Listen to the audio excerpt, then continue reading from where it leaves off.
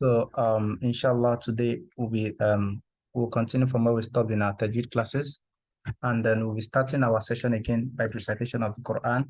And the person that will be taking this is no one other than Sheikh Abdul Sabur Amida. فليتفضل مشكورا.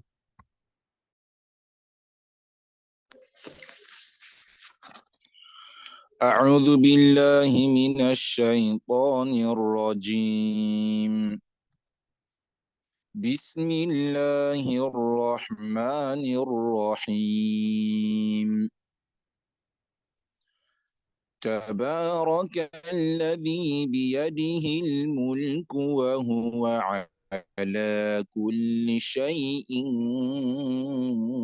قدير. الذي خلق الموت والحياة ليبلوكم أيكم أحسن عملا وهو العزيز الغفور. الذي خلق 7 سماوات طباقا ما ترى في خلق الرحمن من تفاوت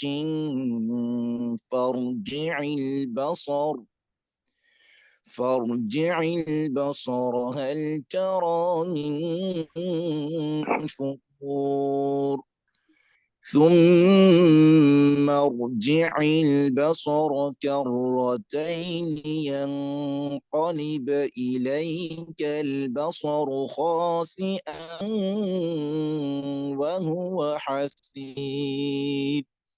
صدق الله العظيم. Barakallahu fikum. May Allah make this an hujjah for you and not against you. Jazakumullahu khairan for the marvelous recitation. Am I audible? Yes, you are. Now, so today we'll be moving straight to the first rule among the rules that we talked about in Tajweed, and that will be under the Nun Sakinah and Tanween. So what is Nun Sakinah and Tanween? So today I think throughout today we'll be working on we'll be talking more than like we're showing slides. So like I think it's imperative that you like listen very attentively, because what you listen, like what you are hearing from me, like what I'm saying is more important than like what you're seeing on the screen until we get to the point of example, because I'll be saying things that you really need to pay attention to. So we are talking about Nun Sakinah and Tanween. What is Nun Sakinah? Nun Sakinah is a type of Nun that has what? That has sukoon.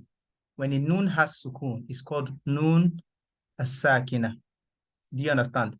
So Tanween, what is Tanween? Tanween is Fathatan, Kesrotan, and Dummatan. So what is Ahkam Nun Sakinah to Tanween? Ahkam Nun Sakinah is what? The rules of Nun Sakinah and Tanween. So it means Nun Sakinah and Tanween, a Nun that has sukoon, Fatha, Fatatan, Kesrotan, and Dummatan, they all, in one way or the other, have a common rule. So according to what I wrote here, when Nun takes sukoon or an alphabet takes tanween, and as I said before, tanween is fathatan, kasrotan, or dummatan. So when Nun takes sukoon or an alphabet takes tanween, how does it relate with the alphabet that comes immediately after it? How many rules are there? There are what? 4 rules. Al-Idhaar, which literally translates to clarity. Al-Idgham, which is insertion of an alphabet into another. Al-Iqlab, which is alternation. And Al-Ikhfa is like hiding, like for you to keep something hidden.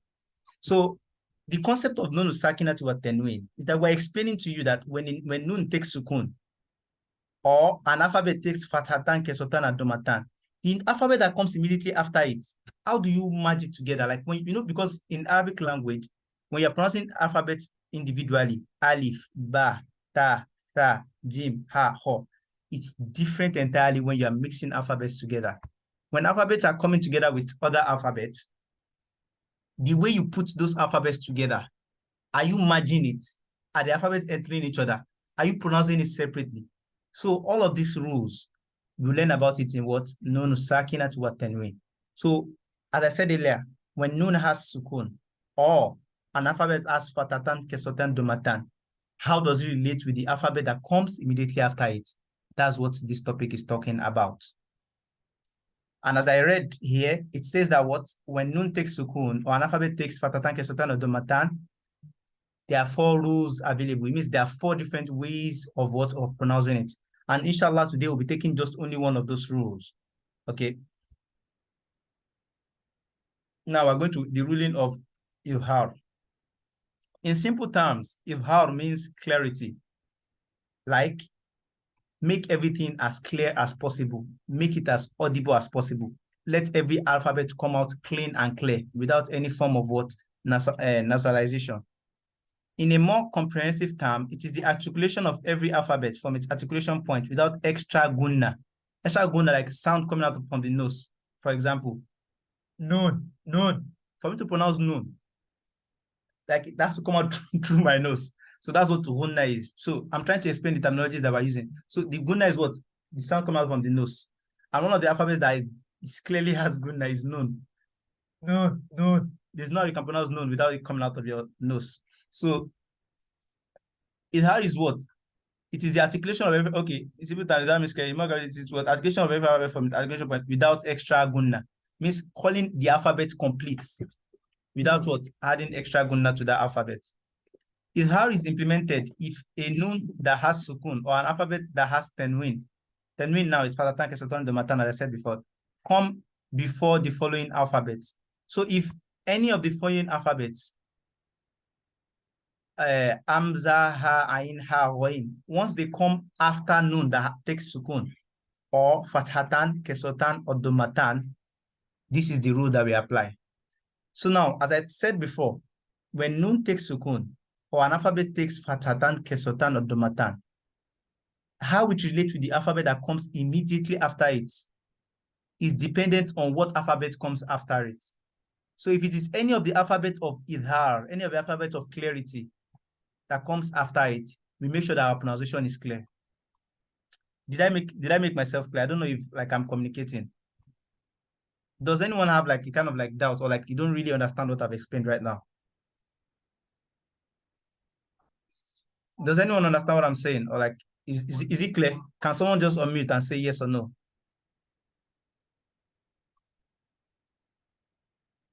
Can anyone unmute? I want to be sure that Yes, it's clear. It's very clear. Thank you.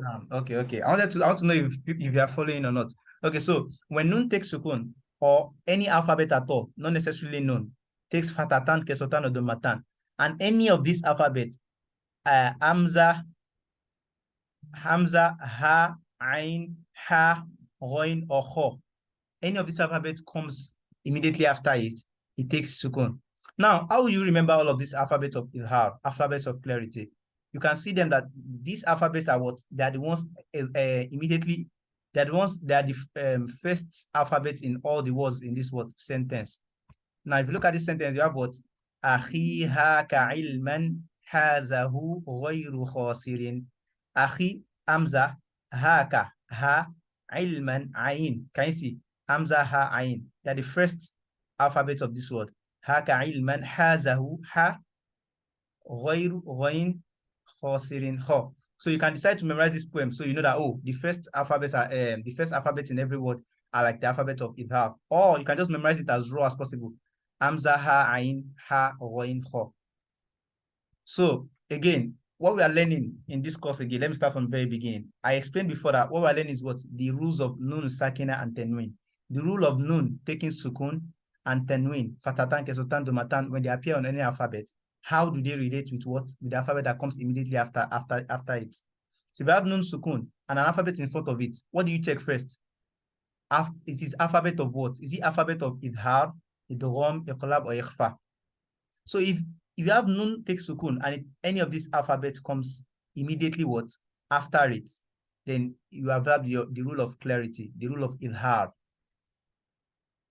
I hope it's clear. If Sin, Shin, Sod, Dod takes Fatatan, Kesotan, or Domatan, and any of all of these alphabets comes immediately after it, you observe the rule of Idhaar. So the rule of Idhaar how nun sukoon or fatatan, kesoten, or dematan relate with the alphabet in front of it is determined by the where the alphabet in front of it is where it belongs. Let's go to the example straight so we don't really waste your time. Now, if you look at the first example, it's from Surah Al-Kahf. So this is Hamza. So I'm using Hamza as a case study. If you look at this example given here, min amrina rashada. Now, if you look at it, where do we have fatatan, kesoten, or dematan, or nun sukun? Can you see? You can have nun sukun in min, mim kesro, min, nun sukun, min. How does this nun sukun relate with the alphabet that comes immediately after it? Do you understand? How does, so can you see that the rule of Nun Sakinah is getting clearer now? When we have mim, kesro, mi, and nun sukun, min, then we have what? After the nun, we have Hamza. Where does Hamza fall? We don't know where Hamza falls. Let's go and check. Is he part of the letter of Idhaar? Yes. Hamza is one of the letters of Idhaar. So the connection between min, kesro, mi, and nun sukun, and the next word, the connection between both of them will be a connection that is called what? Idhaar, a connection of clarity. So how do we connect these two together? Min amrina. Can you see? We pronounce the nun till the end. Min amrina. We not say min amrina. We not say min amrina. We say min amrina. We pronounce the mim and the nun to the very end. We pronounce the nun clear. Then we pronounce the alif. Am I communicating? So you look at the first example of Hamza. Min amrina rashada. Min Idhaar. Now let's look at Tanween with what? With Hamza again. Tanween with what? Hamza as a case study. Qaf kasratin. Qin. I'm not in a happy relationship. Hey, this person talking. Hey, why the man she buy? So as I was saying, غاسق إذا ومن شر غاسق إذا وقب in Surah Al-Falaq. ومن شر غاسق إي. We're not saying غاسق إي. We're not putting it inside it. We're not like pronouncing any type of funny sound.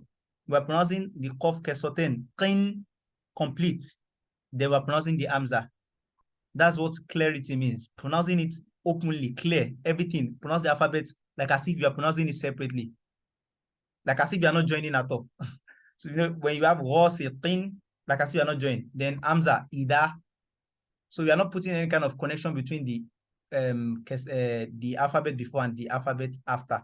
So if you look at the connection between ghasiqin and Idhaar, you see that there is no form of connection. It's like when you pronounce it separately, they still sound like that. For example, ghasiqin, a word.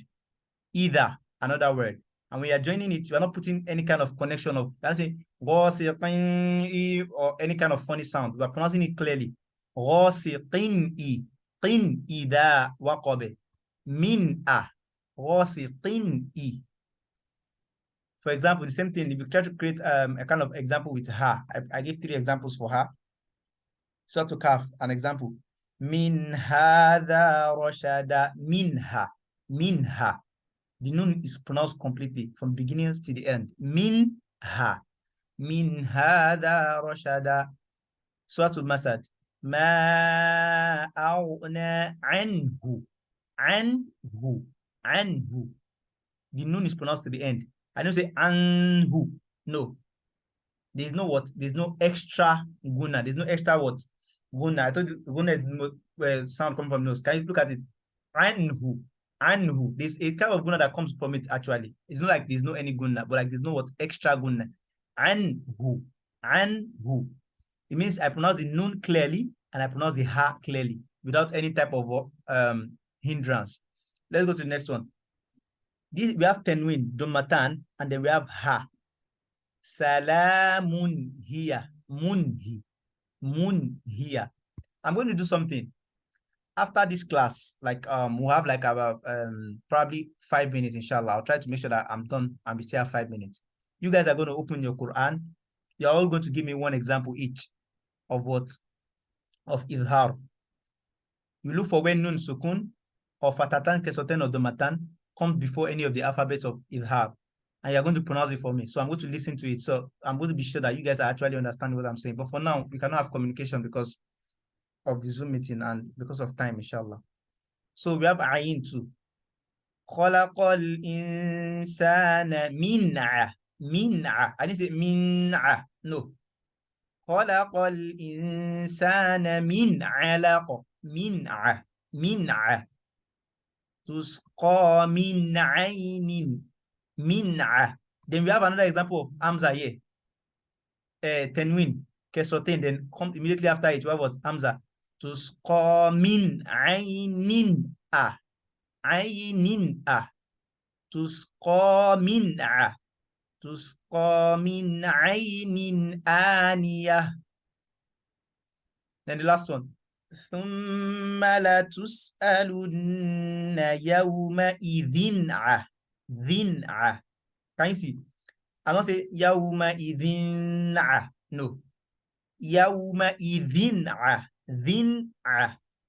If I was not to join Ain Fatiha, Ain Naim, if I'm not to join Ain Naim, if you cover Ain Naim, and what we are stopping at Yawma Idin, I will pronounce Yawma Idin the same way. Yawma Idin. Complete. So I'm not spoiling it and I'm not joining it with anything. So when I'm joining it the same way, I'll call it like as if I'm calling it like as if they are separate. Yawma Idin. Call the dal to the very end. Yawma Idin Ainin Naim. Inshallah, you understand the difference and you understand why I'm giving all of these examples, saying you're not saying because when you go to other ways of joining, when you have other alphabets, you see that sometimes you have to put one alphabet inside another alphabet. So it's going to be like kind of like transitioning from one alphabet to another. But for Idhaar is the kind of joining that is very clear. You pronounce the Nun sukoon or fatatan kesoten domatan, pronounce it clearly, then you pronounce the alphabet after it. Let's go to Ha. In Surah Al-Qari'ah. Narun hamiyah. Narun ha. Runha. Narun hamiyah. I didn't say narun ha. No. Narunha. Runha. The rule of Idhaar. Jaza min rabbika ata. Can you see? I don't say jaza an min rabbika because this is another rule entirely. Look at the way I pronounce it. I didn't say jaza an min. No. If I did that, then I will have exercised Idhaar where I'm not meant to exercise it. Because what? Mim is not an alphabet of Idhaar. Mim is not an alphabet of clarity. And because mim is not an alphabet of clarity, what am I doing? I'm putting the Hamza inside the mim. Look at the way I pronounce it. I didn't say jaza an min. No. I said jaza min rabbika ata'an عطاء حسابا عطاء حساب. Can you see? Anhi. I don't say amin. Yeah. I put this inside this. So you can see what I'm talking about. When we get there, we'll do it. But like, yeah, we're focusing on the words, on the ha, where tanween meets what? Ha. Anhi. Jaza'an min rabbika anhi. Anhi. Hisaba. So we have ghain. So where these are example of what? Ghain. Where's the ghain? Okay, tanween with ghain. Falahum ajrun gha. In Surah 10. إلا الذين آمنوا وعملوا الصالحات فلهم أجر رن فلهم أجر غير ممنون. Another one, Nun Sakinah with going. Surah Tur. أم خلقوا من غير شيء أم هم الخالقون. أم خلقوا من غ. I think with all the examples I've given, like even if you don't really understand like the tajweed, you have to watch it again. You already have the idea that when Nun sukoon comes before what? Before any of these alphabets, Hamza, Ha, Ain, Ha, Ghain, and Kha, the way you pronounce it is that you pronounce the Nun complete. Then you now pronounce the next alphabet. Let's go to the next one.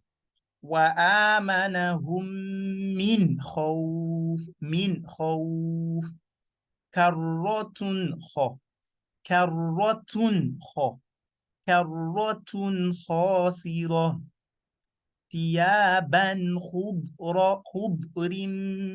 ثيابا خض I don't say ثيابا خض no ثيابا خضر ثيابا خو banhu. The reason for that is what? Idhaar, clarity. So when you meet kho, amza, ha, ain, ha, ghain, or kho, and before it what? Nun sukoon or fathatan, kesotan, or domatan, the rule you apply is what? The rule of clarity. The rule of what? The rule of idhaar. So inshallah, I'll be stopping my presentation here. I'll leave the page here, but I'll be calling on people one after the other. I want you guys to give me examples one after the other. So I want you to open your Quran. Look for where you have nun sukoon or fathatan, kesotan, or domatan before any of the alphabets amza, ha, ain, ha, ghain, and kho. And I want you to read it to me. And I want you to exercise it for you to emphasize on the place where you have idhaar. So that way I'll be sure that you actually learned like from what I just explained in the class, or if there will be need for clarification, I will know. So the first person I want to call is Zina. Zina, I'm sorry.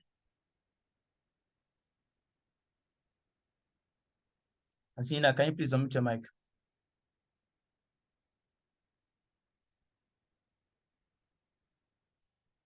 Assalamu alaikum, Ustaz. I'm trying to find an example. Okay. Others should be finding an example at the same time. If anyone has an example, the person can unmute themselves. Please look for an example and let's present so that I'll be sure that we actually really understood what we did in this class.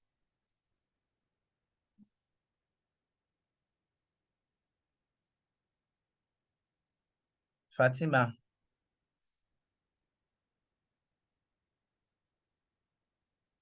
Fatima, have you found any example?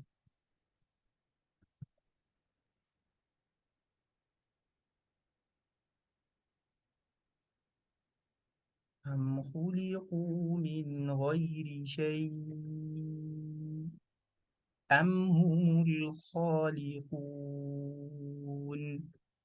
أم خلقوا السماوات والأرض بل لا يوقنون جزاء من ربك عطاء حسابا رب السماوات والأرض وما بينهما الرحمن لا يملكون منه خطابا يوم يقوم الروح والملائكة صفا لا يتكلمون إلا من أذن له الرحمن وقال صوابا. Has anyone seen an example?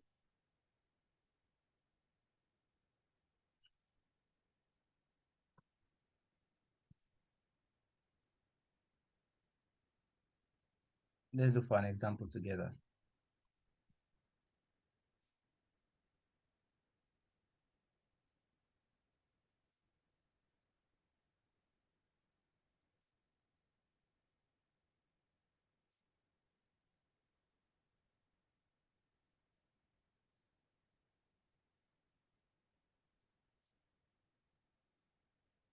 Now, I've seen an example. Who is going to read from here? Who is going to volunteer to read from here? Is anyone ready to volunteer to read from here?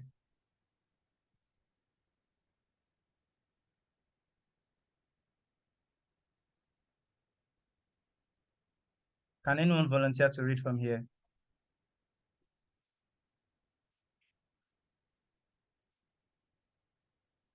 Hello?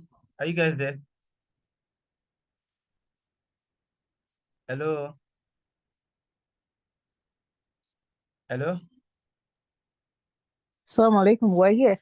Now, can you volunteer to read from here? I'm not so fluent. Yeah, you can give it a trial.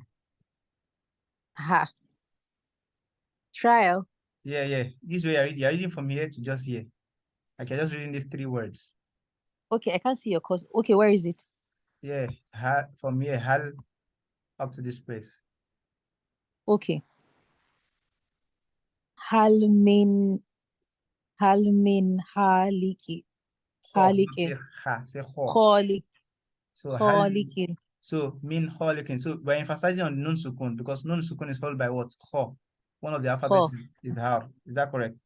So Yes. now can you see that when you pronounce, you didn't say hal min kholikin. You said hal min kholikin. You pronounce the nun to the very end before you pronounce the kho. Is that correct? Yeah. Yeah, so Yes. that's what Idhaar is about. Idhaar means clarity. I know, like, for some people, they don't really understand what we did in this class today. That's what I think. I don't know why I have that feeling because it was not how do I put it? It wasn't a conversation. It was more like a lecture because I didn't really get the feedback from you guys. But do you really understand what we explained just now? Because I'm at that phase of learning it now. Okay. So yes, so I can relate to it. Okay, you can relate to it for like, okay, alhamdulillah, Yes, I can relate. Alhamdulillah, you can relate to it. So the point about Idhaar is when you're pronouncing your nun, you pronounce your nun clearly. You have fatatan kesoten domatan, you don't join it. You call it like as if you're calling it separately, so you pronounce it clearly. Tan ba, tan ho, tin ja. Sorry, Jim is not part of the alphabet of Idhaar. Jin ha, whatever, like mim badi. Can you see mim badi? You're not doing that for Idhaar. That's not Idhaar. If it was Idhaar, you have pronounced it as min badi. Do you understand? Because ba is not the alphabet of Idhaar. That's why I say min ba'dihi. If it was Idhaar, what you have done is min ba'di. Let me look for another one that is not Idhaar again. وَمِن شَرِّ حَاسِدٍ وَمِن شَرِّ حَاسِدٍ إِذَا حَسَدَ. Can you see? وَمِن شَ. Min sha. If it was Idhaar, what you have pronounced is what? وَمِن sha. وَمِن sha. Do you understand? But because shin is not Idhaar, that's why you cannot pronounce it like that. But if it was Idhaar, you will have pronounced it clearly and you have pronounced what? وَمِن sha. Zina, do you want to say something? Yes, Ustaz, I found an example. Oh, okay. Give us your example. But I don't know if it's correct. Okay. Salamun hiya hatta matla'il fajr. Yeah, so emphasize on the Idhaar. Yeah. Salamun hiya hatta matla'il So fajr. mun here. You're not saying mun here. Do you understand? Like, Yes. can everyone relate to what I'm saying now? Like, you are pronouncing it clearly. Salamun here hatta matla'il fajr. Barakallahu fiki. Thank you so much for your example. So, inshallah, we'll not be wasting much of our time. Allahumma allimna ma yanfa'na وانفعنا بما علمتنا اللهم اجعلنا حجة لنا لا حجة علينا اللهم ادخلنا الجنة مع الأبرار اللهم تقبل منا إنك أنت السميع العليم وتب علينا يا من إنك أنت التواب الرحيم وصلى اللهم على نبيك محمد وآله وصحبه أجمعين. I really appreciate you all. Assalamu alaikum wa rahmatullahi wa barakatuh. Wa alaikum assalam.